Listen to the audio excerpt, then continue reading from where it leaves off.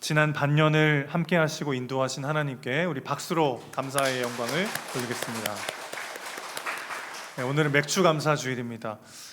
보리 농사 하시는 분들이 요즘 많이 없기 때문에 맥주 감사 주일의 의미를 간략하게 좀 다시 설명드리고 말씀으로 좀 들어가려고 하는데요. 자세한 설명은 우리 작년 맥주 감사 주일 설교에 담겨 있으니까 한 번 더 들어보시면 맥주 감사 주일의 의미를 더 깊이 생각하실 수 있을 것 같습니다. 구약에 77절이라는 절기가 있습니다. 이 절기는 이스라엘 백성들이 이제 6월절을 지나서 출애굽을 한 이후에 49일이 지나자 이 시내산에 도착을 하게 되죠. 40여 일이 지난 후에 시내산에 도착해서 시간을 더 보낸 다음에 모세가 시내산 위로 올라가서 율법의 말씀을 받습니다. 그래서 하나님의 말씀을 받고 이제 종살이하던 이스라엘이 하나님 나라의 백성으로 하나님 말씀으로 공동체를 이루고 광야 교회로 세워진 날, 그날을 바로 기념하면서 77절을 지켜왔죠. 이게 이제 신약으로 오면 오순절, 즉 부활하신 예수님, 6월절 어린 양으로 죽으시고 부활하신 예수님이 부활하신 이후 50일이 지난 후 제자들이 모여서 기도하던 마가 다락방에 성령께서 강림하시죠.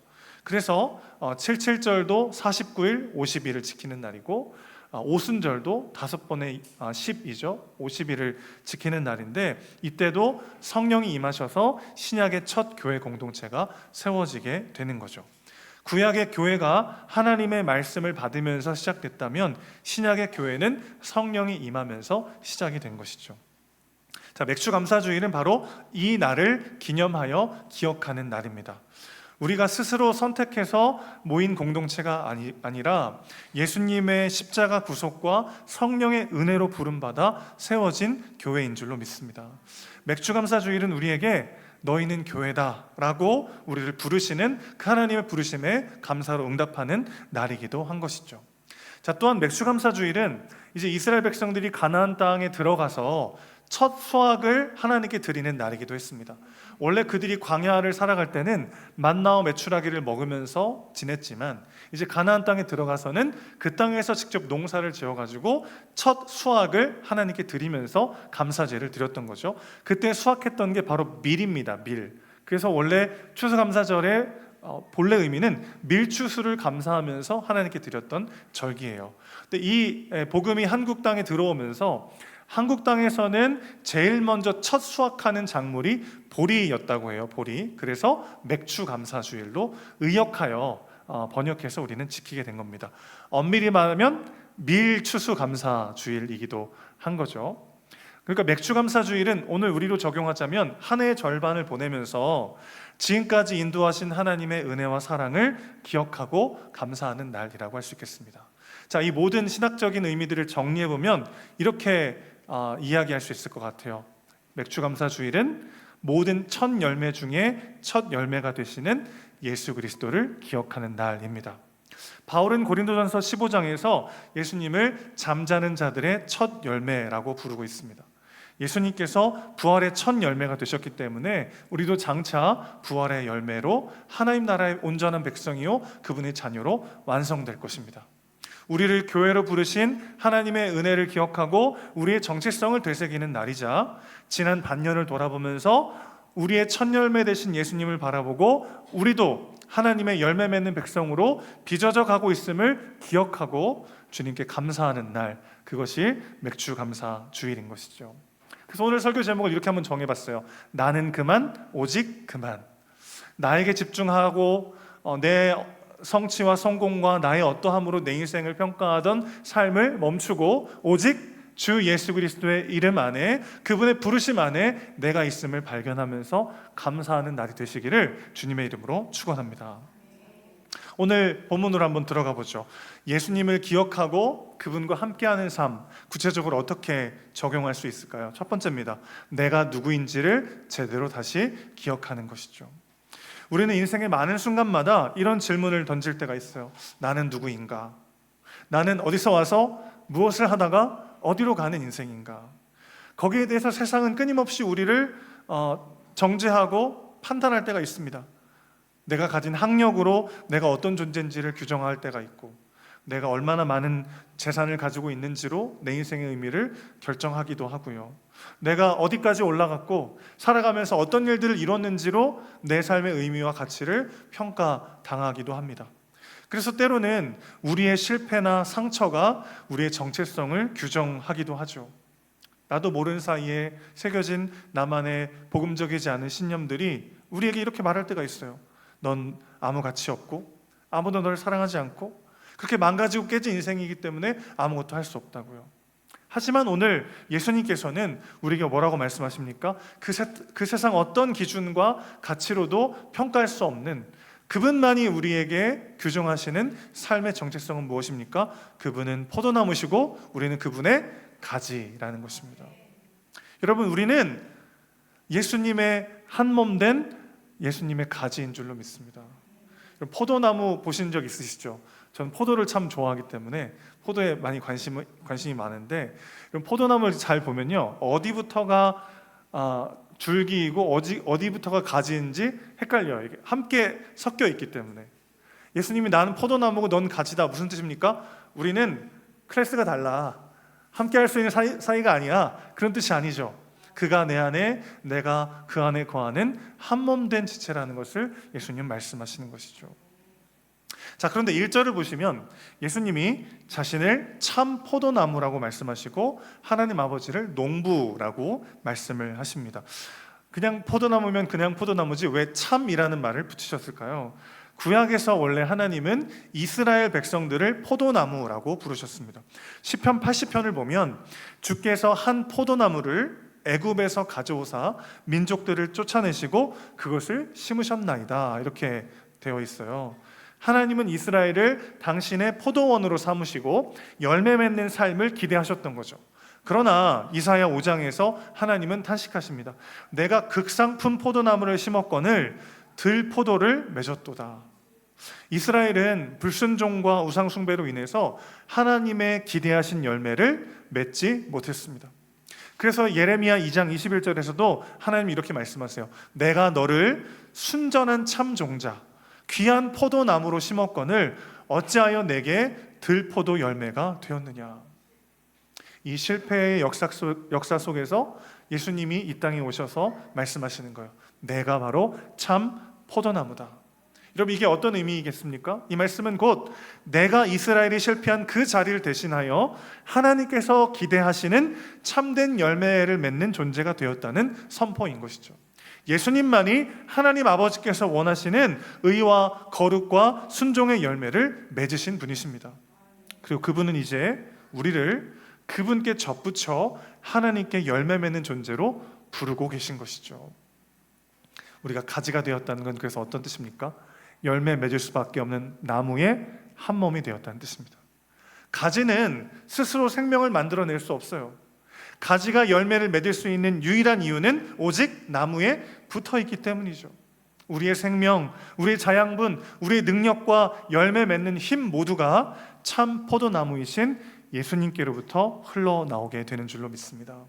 우리는 가끔 착각할 때가 있어요. 내가 나무가 된 것처럼 내 노력과 내 공로와 내 열심으로 무언가를 이룰 것처럼 우리 삶을 끌고 갈 때가 있습니다. 그러다가 흔들리고 넘어지고 실패할 때마다 우리는 낙심하죠. 그러나 기억하십시오. 우리는 참 포도나무이신 예수님의 가지라는 것입니다. 우리가 열매 맺으려면 어떻게 됩니까? 따라서 그분 안에 붙어 있어야 한다는 것이죠. 자, 그런데 2절 보시면 가지된 우리가 그냥 마냥 기뻐할 수가 없는 것이, 가지는 때때로 어떤 일을 당합니까? 가지치기를 당해요. 2절 보십시오. 내게 붙어있어 열매 맺지 아니하는 가지는 아버지께서 그것을 제하여 버리시고 열매를 맺는 가지는 더 열매 맺게 하려 그것을 깨끗하게 하신다라는 말씀이 기록되어 있어요. 여기서 깨끗하게 하다라는 헬라어 단어는 가지치기 하다, 정결하게 하다라는 뜻을 가지고 있습니다. 농부가 열매 맺지 못하는 가지를 제거하고 열매 맺는 가지를 더 많은 열매 맺도록 가지치기 하는 것처럼 하나님이 우리 삶의 농부 되시죠. 그래서 우리의 삶을 때로 가지치기 하실 때가 있다는 것입니다. 그럴 때 마음이 어떻습니까? 아프고 뭔가 잘려나가는 것 같고 상처투성이가 된 것 같을 때가 있잖아요.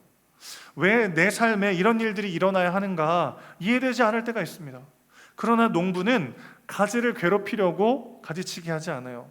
더 많은 열매를 맺게 하기 위해서 불필요한 가지들을 쳐내는 것이죠. 미국의 목회자 찰스 스윈돌 목사님은 그의 한 책에서 이런 일화를 전한 적이 있습니다. 어느 날 포도밭을 막 지나가는데 농부가 가지치기를 하는 모습을 보게 된 거예요. 글로만 보다가, 책으로만 보다가 실제로 가지치기 하는 모습을 보고 깜짝 놀랐다고 합니다. 왜냐하면 자기가 생각했던 것보다 너무 많이 잘라내더래요. 저렇게 해가지고 나무가 살 수가 있나, 가지가 살 수 있나 싶을 정도로 너무 많이 잘랐다라는 겁니다. 그래서 농부에게 물었대요. 왜 이렇게 심하게 가지를 자릅니까? 그랬더니 농부가 웃으면서 말을 하더랍니다. 가지들이 자라는 데만 에너지를 쓰면 결국 좋은 열매를 맺지 못합니다. 너무 참 의미심장한 말이죠. 눈에 보이는 자라남과 성장을 위해서 애쓰다 보면 정작 중요한 내실을, 정작 중요한 삶의 열매를 맺지 못할 때가 많잖아요. 불필요한 가지들을 잘라내야 나무의 생명과 자양분이 열매 맺는 가지로 집중될 수 있죠. 이것이 좋은 열매를 맺는 길이 아니겠습니까? 하나님은 우리 인생의 가지치기를 통해서 우리를 더 열매 맺는 사람으로 빚어 가신다는 것입니다. 그때는 아프고 그때는 이해되지 않지만 그것이야말로 우리 삶을 향한 하나님의 손길이라는 것이죠.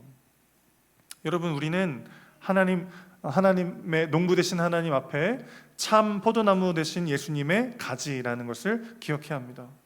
가지는 나무 없이 존재할 수 없어요. 그리고 가지는 스스로 무엇을 계획하고 결정하는 존재가 아니라 농부의 손에 달린 존재입니다.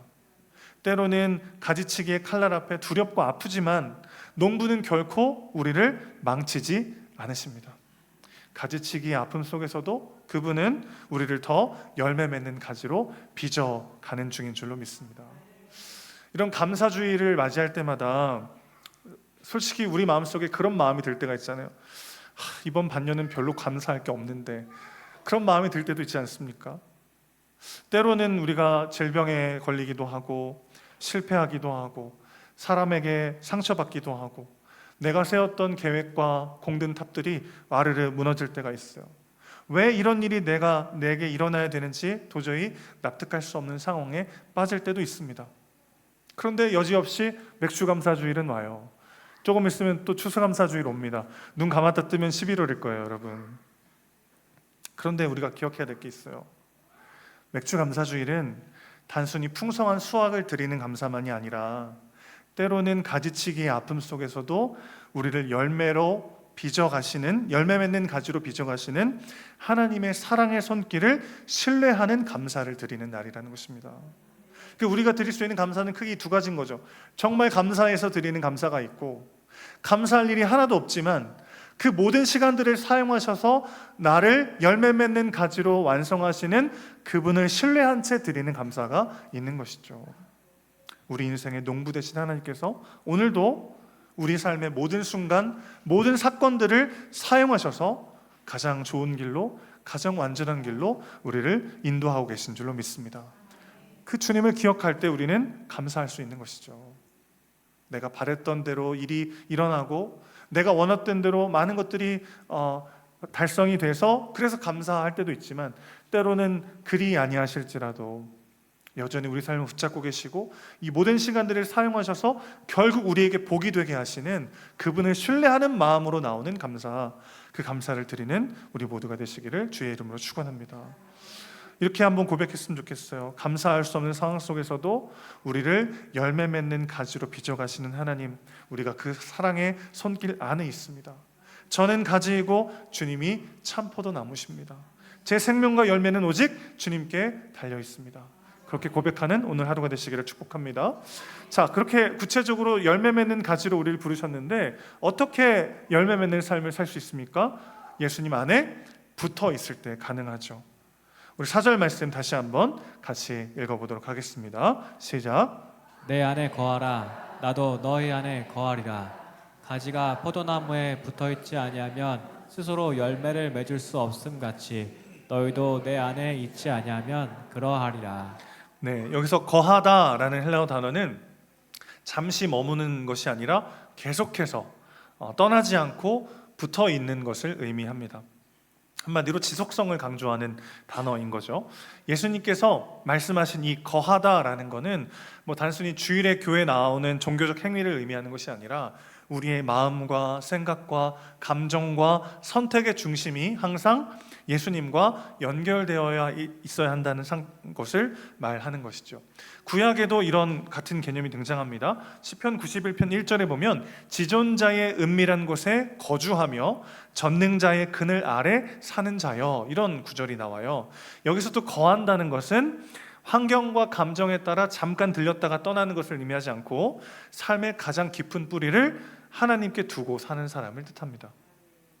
그래서 예수님은 계속 오늘 본문에 강조해서 말씀하시는 거죠. 4절 보시면 가지가 포도나무에 붙어있지 아니하면 스스로 열매 맺을 수 없다 말씀하셨고, 5절에도 나를 떠나서는 너희가 아무것도 할 수 없음이라 말씀하십니다.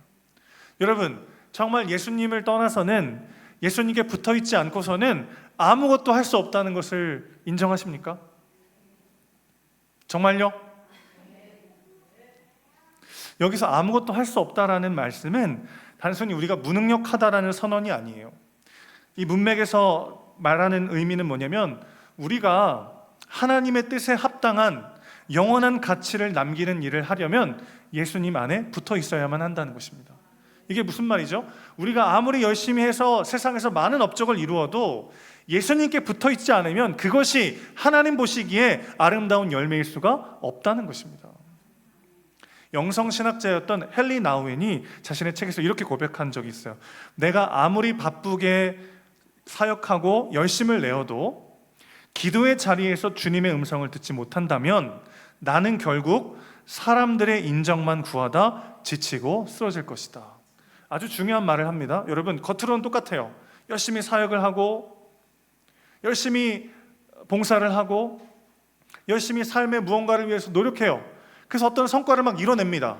그런데 예수님께 붙어있지 않으면 그 마음속에 사람에 대한 인정을 갈구하고 그것을 받지 못해서 공허하고 흔들리고 넘어지더라는 거예요. 그러니까 예수님 안에 붙어있지 않으면 아무것도 할 수 없다는 말은 정말 우리가 늘 예수님께 붙어있고 예수님과 동행하지 않으면 아무 일도 할 수 없다는 의미가 아니라 그 일을 이뤄내고 나서 더 큰 공허함과 더 큰 목마름과 더 큰 무너짐을 경험할 수 있게 된다는 거죠. 여러분, 돈이 없어도 걱정이지만 돈이 있어도 걱정될 때가 있대요. 수십 수백억을 가진 사람도 가져서 겪게 되는 고통과 어려움과 아픔이 있다네요, 글쎄. 근데 한번 돌아보십시오, 우리 삶을. 무언가 실패해서 겪게 되는 고통이 있지만 무언가를 성공했기 때문에 갖게 되는 고민과 또 다른 어려움이 있습니다. 한번 지나온 삶을 한번 돌아보십시오. 꼭 돈이 아니더라도 내가 원하는 대로 어떤 일이 이루어졌기 때문에 그래서 다음 고민과 다음 걱정이 몰려올 때가 있단 말이죠. 예수님을 떠나서 우리가 무언가를 이루기도 어렵지만 무언가를 이루고 난 다음에도 그것이 정말 나에게 복이 되는가, 그것이 정말 하나님 보시기에 아름다운 열매가 되는가, 그것은 불가능하다는 것입니다. 상 주시는 이는 오직 하나님이시기 때문이죠. 여러분, 제가 자주 드는 예가 있어요. 고3 학생이 모의고사를 봅니다. 모의고사를 볼 때마다 늘 만점이에요. 늘 100점이에요. 진짜 천재예요, 천재. 막 늘 1등하고 늘 만점이에요. 근데 수능 당일날 글쎄 한 칸씩 밀렸었어요. 실제로 있었던 건 아니고 지어낸 얘기예요. 너무 안타까워하지 않으셔도 돼요. 그러면 거의 늘 정답만 다는 친구니까 한 칸 밀렸으면 거의 다 틀릴 거 아니에요. 그래서 만약에 50점을 받았다고 해보십시오. 실제로 있었던 일이 아니니까 걱정하지 마시고, 모의고사 볼 때마다 늘 100점인데 수능에서 50점이었어요. 그럼 그 친구는 몇 점입니까? 모의고사 볼 때마다 맨날 100점인데요? 그래도 50점이죠, 결국. 상 주시는 이가 하나님이시라는 건 그런 의미예요. 우리가 아무리 많은 것을 이루고 아무리 많은 것을 했다 할지라도 그분이 모른다 하시면 아무 의미 없는 인생인 거죠. 주님 안에 붙어 있지 않으면 우리가 쌓는 그 수많은 탑들이 너무나 무의미하고 공허한 것들이 되어버리곤 만다는 것입니다. 상 주시는 이는 하나님이시죠. 우리가 주님 안에 붙어 있을 때야 우리는 모든 것을 할 수 있는 존재가 된다는 것입니다. 그렇다면 예수님께 붙어 있는 삶이라는 것이 구체적으로 어떤 삶일까요? 4가지로 한번 적용해 보겠습니다. 첫 번째는 말씀에 붙어 있는 것이죠. 말씀을 읽고 묵상하고 순종하는 삶이죠. 내 생각과 내 경험과 내 감정을 앞세우기보다 말씀을 기준으로 한 걸음 한 걸음 내딛는 삶, 그 삶이야말로 예수님께 붙어 있는 삶이죠. 여러분, 우리의 마음에는 하나님의 말씀으로 채우지 않으면 그냥 진공 상태로 남아있지 않고요, 반드시 사람의 말과 나만의 감정으로 가득 차게 되어 있습니다. 우리의 마음은요, 진공 상태를 허락하지 않아요.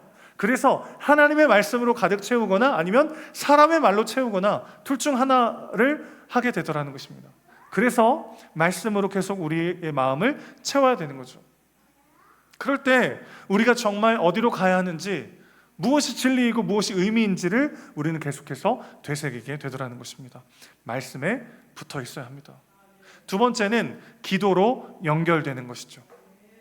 하루의 시작과 마침뿐만 아니라 순간순간 삶의 기도를 통해서 예수님과 동행하는 저와 여러분 되시기를 주님의 이름으로 축원합니다.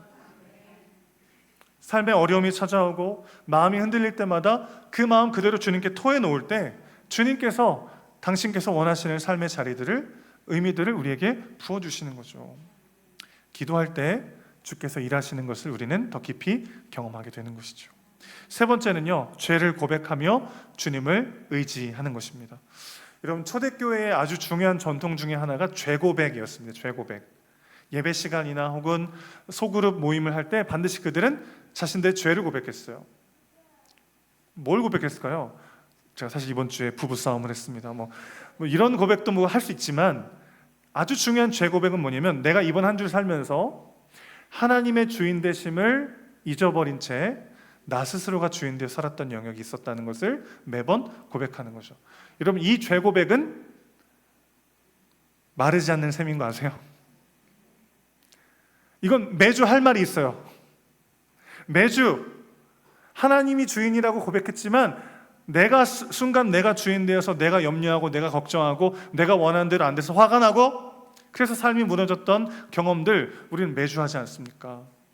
그것을 매주 들여다보고 고백하고 다시 돌이키는 것이죠. 그것이 예수님께 붙어있는 자의 삶이죠. 그것이 나의 의가 아니라 오직 예수님의 의로 내가 여기 있음을 다시 한번 인정하고 나 자신에게 선포하는 일이죠.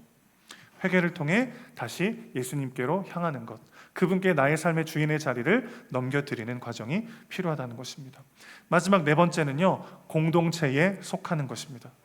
가지가 나무에만 붙어있는 것이 아니라 다른 가지들과도 연결되어 한 몸을 이루듯 교회 공동체 안에서 말씀과 기도로 서로를 세워가는 이 공동체가 너무나 중요하다는 것이죠. 혼자만의 신앙으로는 결코 자라날 수 없습니다.